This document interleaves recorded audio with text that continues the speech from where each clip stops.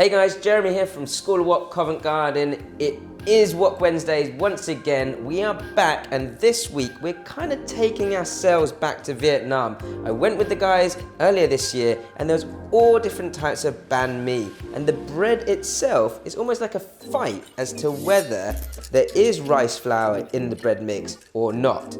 I've got two doughs. I'm going to test them both out, see which one's better.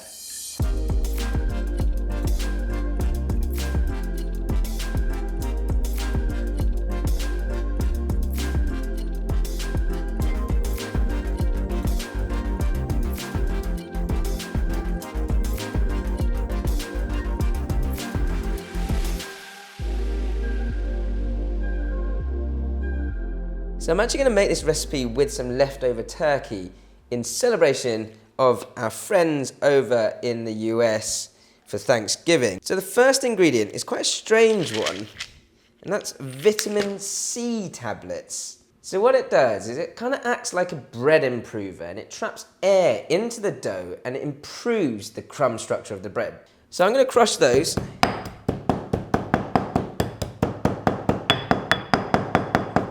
And then half can go into each dough.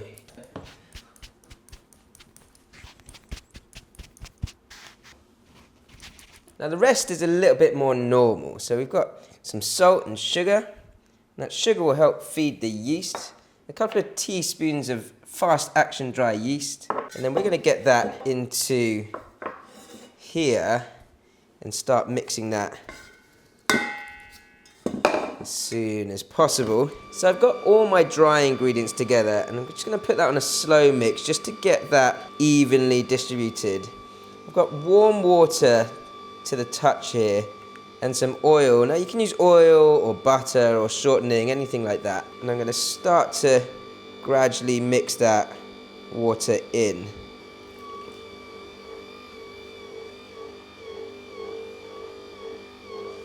So that it's had 2 or 3 minutes of kneading. It's a nice sort of medium sort of to firm texture, this dough. It should be nice and sticky as well. You don't want this too dry. That's a good texture for the dough there. Just use a little bit of oil just to stop it from sticking too much in the bowl. But you can see that I've got a really nice, soft and sticky dough. That is the texture we're looking for.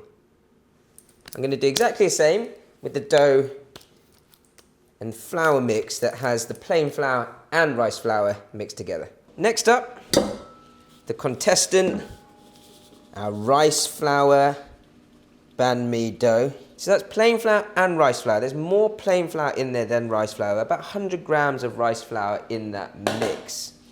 Same again, all the rest of the ingredients are exactly the same. So my oil is going into my warm water. And then gradually add your warm water and oil into the dough. So actually just looking at the dough right now, I feel like this is going to be a heavier dough and not quite as light or light enough for it to be a proper banh mi bread. That's my guess, I don't know, but texture-wise, it just looks a bit heavier. Already, I can feel that is a heavier dough. And whether that means anything, once we actually get to the baking, we will see.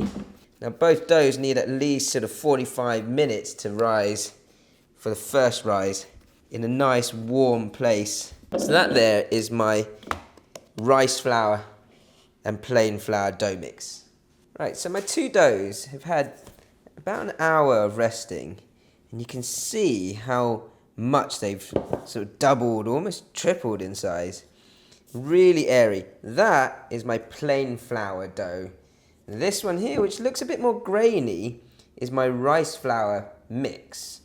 So I'm still sort of gunning for the plain flour only actually at the moment. We'll see. It's nice and smooth. Time to knock it back. Really nice and airy. So you could make small or large banh mi. I'm going to go for 3 good size pieces I'm going to use my sort of Chinese technique of sort of just re-kneading this dough. And this is to sort of form a nice crust around the outside. And I'm just sort of pushing in and pinching and twisting it back together again. If you need a little bit of flour on your hands, at this point you can use just a dust. But what you want is a nice smooth sort of finish around the edge. So that's where sort of pushing in and then pinching it back together again helps to do that. So I know you guys like this sort of pinchy, pinchy, twisty, twisty. I've heard one of our big fans, Odin, likes that phrase. It's a nice smooth finish on the dough. So what you want to do now is roll it into a cylinder.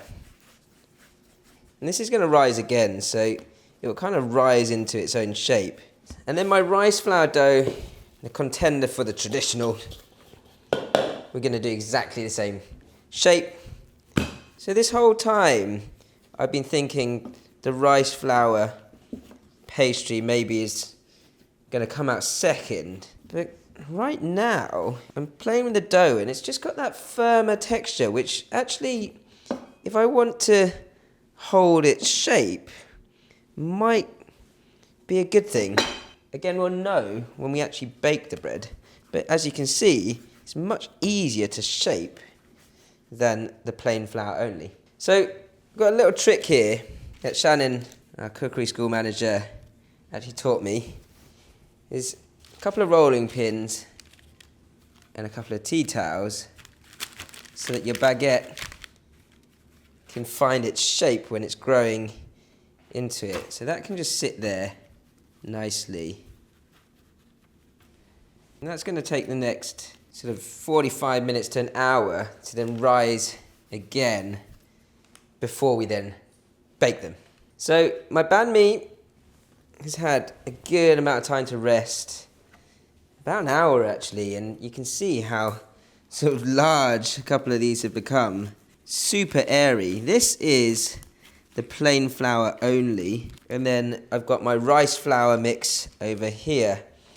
So this is a part where you have to be quite careful. Just sort of unravel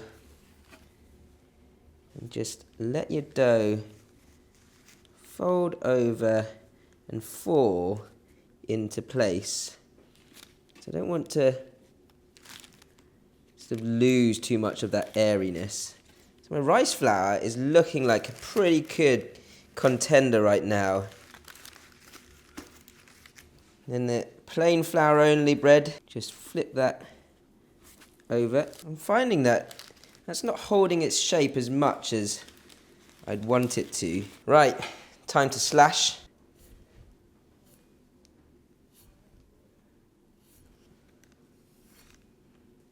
Definitely the rice flour one is holding shape nicely. I seem to have switched my tone between the two doughs. The last bit is to give it a really good spray.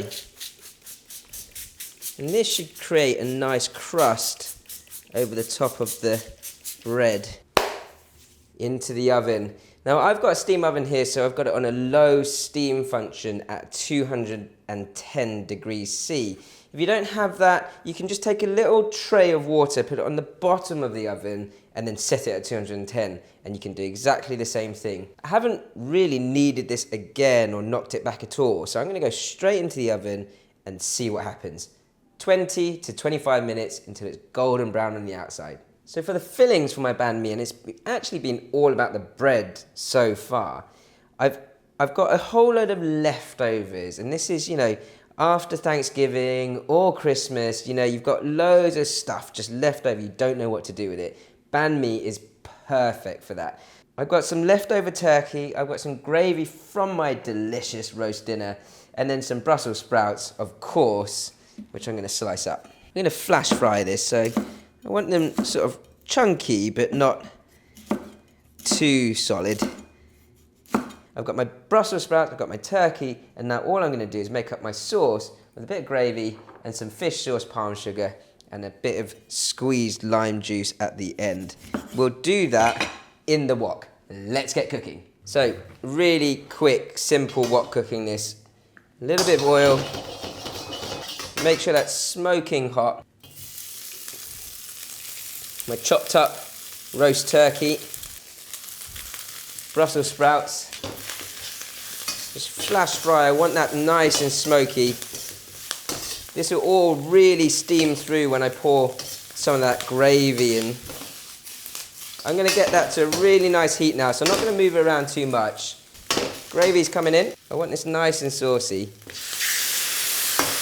Whoa, look at that. Fish sauce, palm sugar to balance that out. Mix that in together, let that sauce really vigorously boil. Flick that through, and then you can switch that off and just get a whole load of fresh Thai basil into the wok. That will wilt in really nicely. Just fold that through. Doesn't really need much more cooking than that, because the whole idea of this is to keep those Brussels sprouts nice and crunchy. Squeeze a lime. Filling's ready, easy.